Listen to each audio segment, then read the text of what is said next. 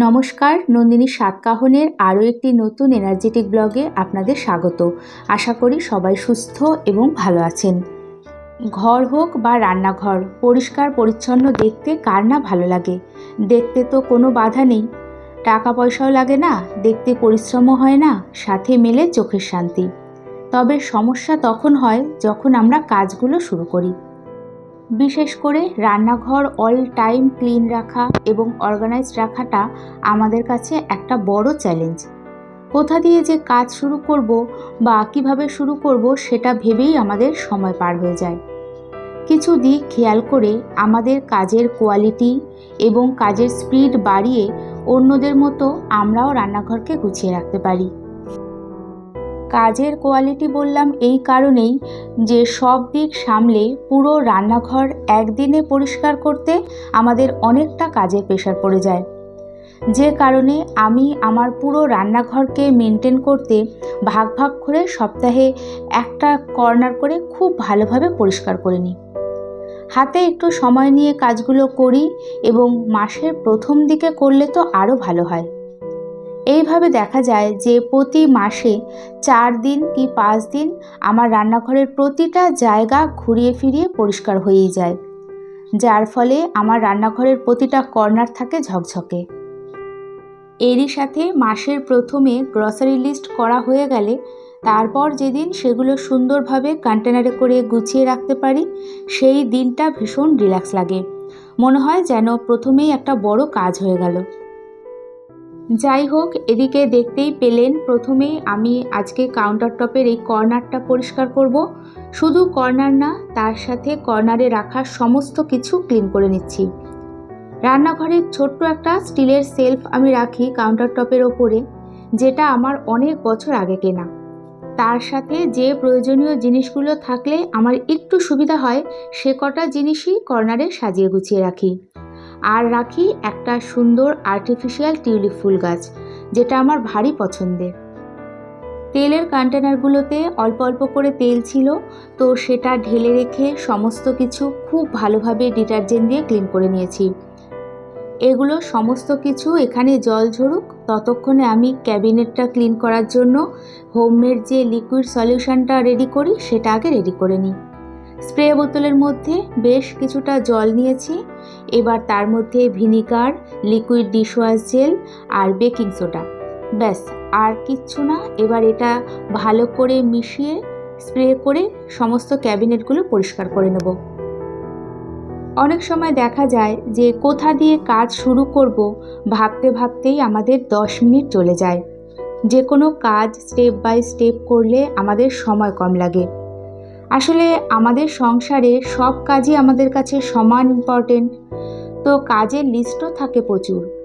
এই রকম সিচুয়েশানে আমরা জাস্ট 2 থেকে 5 মিনিট ভেবে নিয়েই যদি কাজ শুরু করতে পারি, তো দেখা যায় যে প্রপারভাবে হয়তো কোনো প্ল্যান হয় না, তবে একটু প্ল্যান করে কাজ শুরু করলেই পরে দেখেছি যে একটার পর একটা কাজ স্মুথলি হয়ে যায়, আর সেগুলো শেষ হতেও খুব বেশি সময় লাগে না। এক মনে আমরা যে কাজটাই করব সেটাই খুব সুন্দরভাবে কমপ্লিট হবেই।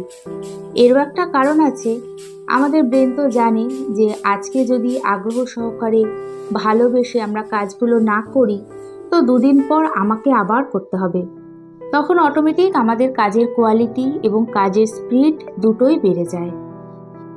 ক্যাবিনেটের ওপরে ওপেন যে পোর্শনটা আছে জায়গাটা এই যে লিকুইড সলিউশন স্প্রে করে মাইক্রোফাইবার টাওয়াল দিয়ে খুব ভালো করে ক্লিন করে নিচ্ছি।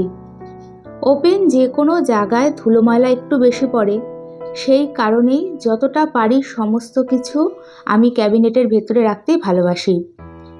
বেশ কিছু ড্রাই ফ্রুটস, চিয়া সিড, এইরকম জিনিস যেগুলো প্রতিদিন ইউজ হয় এখানে একটু রাখি। তো আমার রান্নাঘরের প্রতিটা ছোট বড় জিনিস চেষ্টা করি এমনভাবে অর্গানাইজড করে রাখতে যাতে আমি যদি বাড়িতে নাও থাকি বাড়ির আদার্স কারো যেন খুঁজে পেতে অসুবিধে না হয়। বড় বড় কন্টেনারে কোনো জিনিস থাকলে সেগুলো হঠাৎ করে চোখে পড়ে, তবে ছোট ছোট জিনিস খুঁজে পেতে ভীষণ অসুবিধে হয়। কথা বলতে বলতে এদিকে ওপরের এই পোর্শনটা পরিষ্কার করে গোছানো হয়ে গেছে। এবার কাউন্টার টপ আর কাউন্টার টপের যে পাশের টাইলসটা সেটা আজকে ডিটারজেন্ট দিয়ে ভালো করে পরিষ্কার করব। আপনারা অনেকেই আমার এই গোছানো নিট ক্লিন রান্নাঘরটা ভীষণ পছন্দ করেন। সত্যি নিট ক্লিন অর্গানাইজড যে কোনো জায়গা আমাদের ব্রেনের মধ্যে একটা আলাদাই প্রভাব ফেলে, যা দেখে অটোমেটিক আমাদের মুড ভালো হয়ে যায়। আগের দিন প্রিয়া কমেন্টস করেছিল যে আপনার ফ্ল্যাট মোটেও ছোট না, দিব্য সুন্দর আপনার ঘর, স্পেশালি কিচেনটা তো খুব ভালো লাগে। সাধারণভাবে সাজানো গোছানো ঘর আমার খুব ভালো লাগে। বেশি লাইট কালার ইন্টেরিয়ারের থেকে অনেক বেশি আপন আর কোজি লাগে। সত্যি বলছি, এ যেন আমার মনের কথা পুরো তুলে ধরেছে। আমি সবসময় আমার ঘর রান্নাঘর এমনভাবে রাখতে পছন্দ করি যাতে সত্যিই কোজি লাগে। অতিরিক্ত চাকচিক্য আমি কোনো দিনই পছন্দ করি না। তবে আজকাল লাইট ভালো ক্যামেরা এগুলো খুব প্রয়োজন, বিশেষ করে যারা আমরা ভিডিও করি। কারণ ওই যে আগেই বললাম, যে কোনো কাজে কোয়ালিটিটা ম্যাটার করে। যাই হোক, অনেক সময় দেখা যায় যে বড় জায়গাও গুছিয়ে রাখার অভাবে একটু একটু করে ছোট মনে হয় এবং জায়গাও কম পড়ে। তো এই কর্নারটা ক্লিন করে নিয়ে প্রায় 30 মিনিট পর সমস্ত কিছু জল ঝরে গেছে, ভালো করে শুকনো কাপড় দিয়ে মুছে সুন্দর করে আমি গুছিয়ে নিয়েছি। মন অশান্ত থাকলে, কিছু ভালো না লাগলে এইভাবে নিজের পরিশ্রমে একটা কর্নার যদি সুন্দর করে গুছিয়ে নিতে পারি, তখন দেখা যায় যে আমাদের মনটাও বেশ ভালো হয় আর মনটাও মনে হয় গোছানো হয়ে যায়। এখন প্রায় বিকেল 5:30 মতো বাজে। আমার আর সোনার জন্য বেশ কড়া করে এই যে আদা দিয়ে চা করে নিচ্ছি। বেশি করে দুধ দিয়ে আদা দিয়ে সাথে বেশি করে চা পাতা দিয়ে চা, এক চুমুকেই যেন এক আলাদাই শান্তি। দিনে 2 বার 2 কাপ কড়া করে দুধ চা না হলে আমার দিন চলে না। খুব বেশি পরিমাণে চা কোনোদিনই পছন্দ করি না, অল্প খাবো তবে সেটা ভালো করে খাই। প্রথমে এই যে সোনার জন্য চা কিছুটা ছেঁকে নিয়ে তারপরে আমারটার মধ্যে আরও কিছুটা চা পাতা দিয়ে ভালো করে ফুটিয়ে নেব। গ্রসারি জিনিস লিস্ট করে গ্রসারি জিনিসগুলো অর্ডার করেছিলাম, তার সাথে কিছু কিছু মুদি সদাই নিজে গিয়েও দোকান থেকে সকালেই এনে রেখেছি। তো এখন সন্ধেবেলা চা খেয়ে তারপরে সেগুলো সুন্দর করে গুছিয়ে রাখবো। চা খেয়ে সন্ধ্যের বেশ কিছু কাজ করে এখন এই যে গ্রসারি জিনিসগুলো অর্গানাইজড করে রাখবো।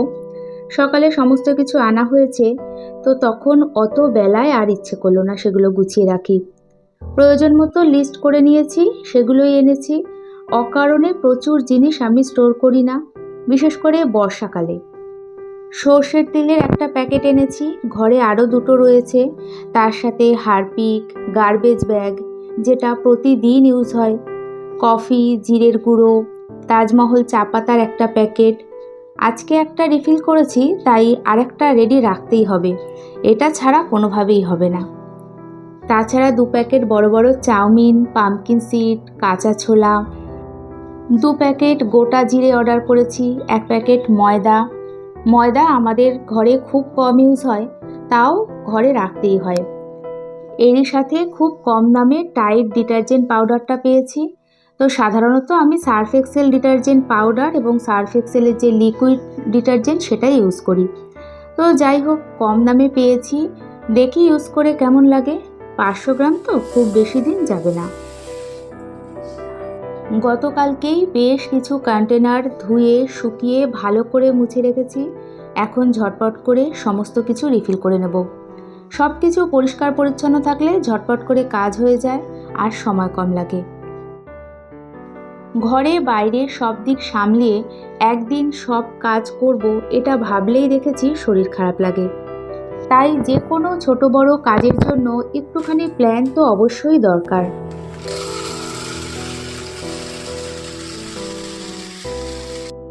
একদিনে সব কিছু করব এই চিন্তাটাই এখন আর করি না।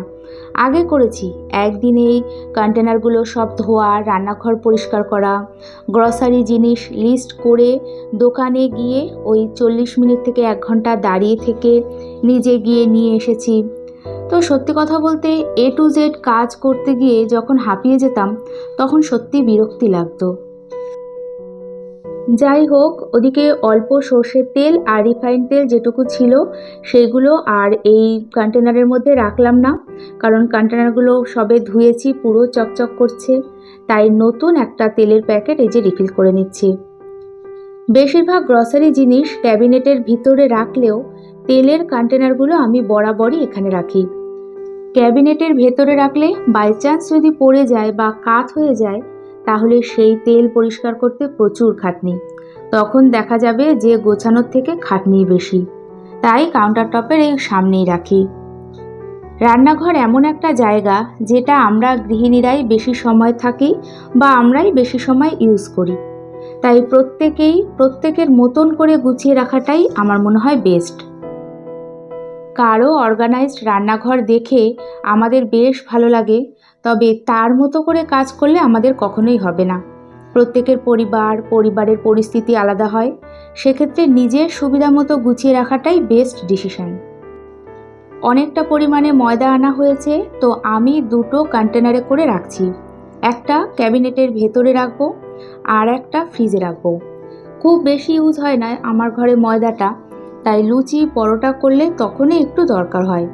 তো বেশি দিন থাকলে কেমন একটু হয়ে যায়, কিন্তু ফ্রিজে রাখবো, ফ্রিজে রাখলে বহু দিন ভালো থাকে। সেই কারণেই এই একটা ক্যাবিনেটের ভেতরে রাখবো, সেটা শেষ হলে তারপরে ফ্রিজেরটা ইউজ করব। এদিকে জোয়ান ঘরে একদমই ছিল না, ছোট্ট এক প্যাকেট জোয়ান এনেছি। মাঝে মাঝে ডিটক্স ওয়াটার করার সময় জোয়ানটা প্রয়োজন হয়। মুসুরির ডালটা যেমন 2 দিন আগেই এনেছিলাম, তো কন্টেনার ধুয়ে রেখেছি কালকে, আজকে ঢেলে রাখলাম। 500 গ্রাম চীনাবাদাম, সেটাও ঢেলে রাখছি। যেগুলো প্রয়োজন সেগুলোই ঢালছি, আর যেটুকু প্রয়োজন সেটুকুই সঠিকভাবে ব্যবহার করি। একেবারে মাসের প্রথমের দিকে এই রকম সমস্ত কিছু রিফিল করার পর কন্টেনারগুলো যখন ভরা ভরা থাকে, দেখতে খুব ভালো লাগে। মাসের প্রথমে এই রকম একদিন সমস্ত কিছু গুছিয়ে রাখতে পারলে রান্নাঘরে আমাদের এক্সট্রা সময় নষ্ট হয় না, আর ঝটপট করে রান্নাবান্নার কাজগুলো হয়ে যায়। সারাদিন রান্নাঘরে কাটালে বাকি দিক সামলাতে সত্যি প্রচুর পরিশ্রম হয়। যারা একা ঘরে টোটাল কাজের সাথে বাইরেরও কিছু কাজ সামলায়, তারা এই ব্যাপারটা খুব ভালোভাবে ফিল করতে পারবে। তাই কাজ এমনভাবে করতে হবে যাতে আমরাও রেস্ট পাই। ফ্রিজের এই ডোরের মতো এই জায়গাটায় এখানে আমি ডাল, ছোলা, বাদাম এগুলো স্টোর করি। এতে বহুদিন থাকলে পরও কোনো ফাঙ্গাস বা পোকা হওয়ার সম্ভাবনা থাকে না। এদিকে garbage bag, detergent, hand wash এগুলো সব এই বড় কন্টেনারের মধ্যে আমি রেখে দিই। এক জায়গায় থাকলে খুঁজে পেতে সুবিধা হয়। আমার রান্নাঘরের প্রতিটা কর্নার মাসে অল্টার করে 4 দিন 5 দিন পরিষ্কার করার সাথে মাসের প্রথম দিকে যেদিন গ্রসারি জিনিসগুলো গুছিয়ে রাখি, তো চেষ্টা করি কাজটা সন্ধেবেলা করার। সন্ধেবেলা অনেকটা সময় হাতে পাই, মনের মতো করে কাজগুলো করে নিই। এই তো কাজ কমপ্লিট। এবার কাউন্টার টপটা ভালো করে মুছে নিলেই রান্নাঘর পুরো ক্লিন। এরই সাথে ভিডিওটি দেখতে দেখতে ভালো লেগে থাকলে একটা ছোট্ট লাইক করে, কমেন্টস করে চ্যানেলটি সাবস্ক্রাইব করে রাখতে পারেন। এতক্ষণ আমার সাথে থাকার জন্য জানাই ধন্যবাদ।